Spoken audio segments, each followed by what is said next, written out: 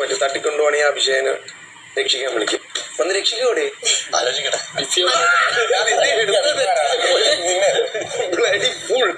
പോയില്ലല്ലോ.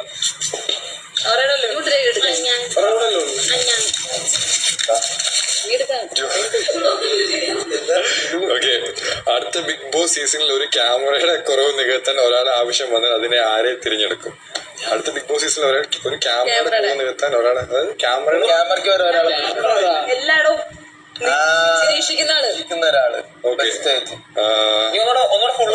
Okay, അടുത്ത big boss സീസണിൽ ഒരു ക്യാമറയുടെ കുറവ് നികത്താൻ ഒരാളെ ആവശ്യം വന്നാൽ അതിനെ ആരെ തിരഞ്ഞെടുക്കും? ഓക്കെ, അടുത്ത ബിഗ് ബോസ് സീസൺ 7 ക്യാമറയ്ക്ക് വേണ്ടി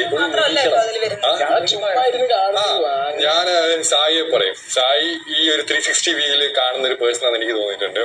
അതായത് ഒരു സൈഡിൽ നിന്നിട്ട് അവൻ എല്ലാ സൈഡും നോക്കും. ബിഗ് ബോസിൽ വന്നിട്ട് ഇവിടുത്തെ ഓരോ ഈച്ച് ആൻഡ് എവരി പാർട്സ് കണ്ടുപിടിച്ചിട്ട് അതിൽ ഓരോ കാര്യം ഐഡന്റിഫൈ ചെയ്ത മനുഷ്യനാണ് സായി.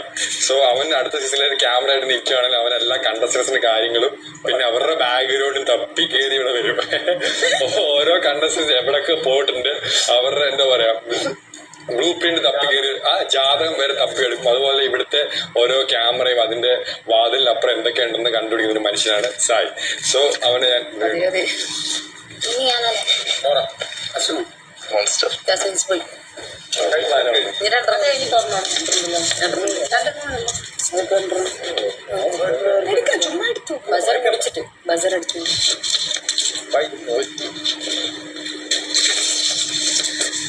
ഫിനാലേക്ക് ശേഷം ഒരു ട്രിപ്പ് പോവുകയാണെങ്കിൽ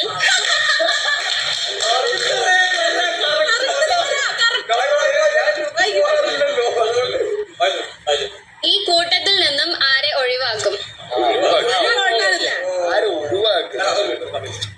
അവള് സ്വയം ഒഴിവാകും. ഞാൻ ട്രിപ്പ് പോകാൻ അതല്ലല്ലോ ആൻസർ ഇത് പറയേണ്ടത്.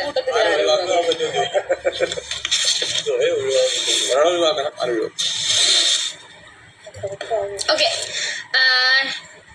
പൊതുവേ നമ്മൾ ട്രിപ്പ് പോകുന്നത് എന്തിനാണ്? കുറച്ചും കൂടി റിലാക്സ് ആവാൻ വേണ്ടിയിട്ടും നമ്മൾ കുറച്ചും കൂടി എൻജോയ് ചെയ്യാൻ വേണ്ടിയിട്ടും നമ്മൾ ഹാപ്പി ആവാൻ വേണ്ടിയിട്ടുമാണ്. സോ അങ്ങനെ പോകുന്ന സ്ഥലത്ത് എനിക്ക് വേണ്ടത് എന്താണ്? ടോട്ടൽ ഒരു പോസിറ്റീവ് വൈബാണ്.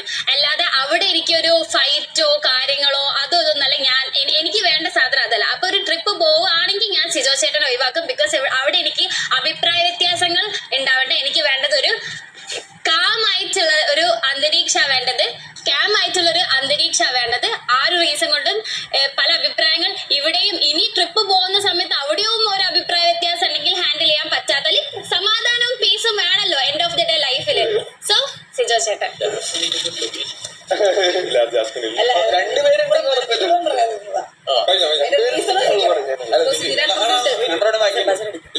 എല്ലാരും പറഞ്ഞു കഴിഞ്ഞു. ബാക്കിയുള്ളതും ആർക്കെങ്കിലും എടുക്കാം. രണ്ടെണ്ണുണ്ട്.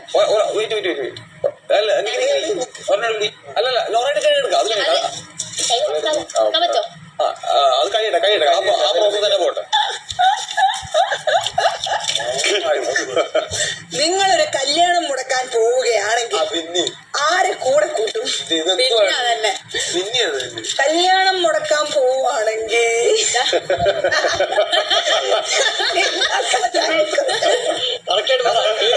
ഞാൻ ജിൻഡോ കാക്കയെ കൂട്ടും. കാരണം അലമ്പാക്കാൻ മോനെ അതിപ്പോ നമ്മളിപ്പോ എക്സാമ്പിൾ പറയുകയാണെങ്കിൽ ഒരു ടാസ്ക് തരുവാണെങ്കിൽ അത് അലമ്പാക്കി ഒരു സൈഡിൽ കൂടെ നമുക്ക് നോക്കുമ്പോ ചിരിയും വരും, മറ്റേ സൈഡിൽ കൂടെ നോക്കുമ്പോൾ നമുക്ക് ദേഷ്യവും വരും. കളിക്കാൻ ഇരിക്കുന്നതിന് ഇത് ആ ഗെയിം ഇട്ട ബിഗ് ബോസ് വരെ വിചാരിക്കും ഇതിന് എന്താക്കി തീർത്ത് എന്ന് ചിന്തിക്കും. അതുപോലെ അലമ്പാക്കാനാണെങ്കിൽ ഞാൻ ജിൻഡോ കാക്കയെ വിളിക്കും. ഒരു സാധനം അലമ്പാക്കാൻ സൂപ്പർ.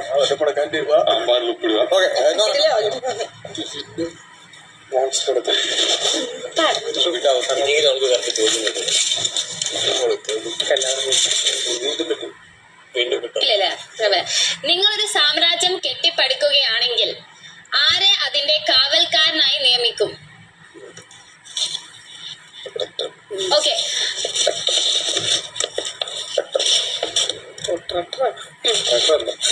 കാവൽക്കാരനാക്കി വെക്കുന്ന ആള് വെച്ചാൽ നമ്മള് അത്രയും ട്രസ്റ്റ് ചെയ്യുന്ന ഒരാളാവണം. ഓക്കെ, നമ്മൾ ട്രസ്റ്റ് ചെയ്യുന്ന ആളാവണം. കാരണം എന്താ വെച്ചാല് ആ ഒരു കാവൽക്കാരന് വേണമെങ്കിൽ എന്ത് ചെയ്യാം?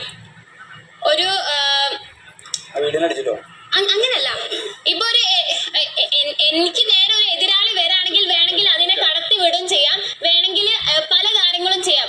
എന്നെ ചതിക്കുകയാണെങ്കിൽ ആ ഒരു കാവൽക്കാരന് വെരി ഇമ്പോർട്ടൻസ് ഉണ്ട്, ലൈക്ക് ആ ഒരു സാമ്രാജ്യത്തിനെ സംരക്ഷിക്കുന്ന കാര്യത്തില്. ഓക്കെ, അപ്പം ഇവിടെ നിൽക്കുന്നതിൽ എനിക്ക് കൂടുതൽ ട്രസ്റ്റ് ഉള്ള ആളെന്ന് പറയുകയാണെങ്കിൽ രണ്ടാളുണ്ടല്ലോ.